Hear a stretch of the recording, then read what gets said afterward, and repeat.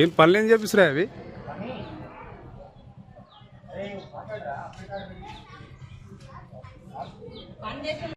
రమన్, నా పేరు కే రమన్. నేను బెంగళూరు మోడల్ స్కూల్లో చదువుతున్నాను. ఇక్కడ వాటర్ ఫెసిలిటీ అనేది చాలా తక్కువగా ఉంది. అసలు వాటర్ వస్తలేదు. కృష్ణ వాటర్ సప్లై అసలు లేదు. ప్రభుత్వం మమ్మల్ని అసలు పట్టించుకోవట్లేదు.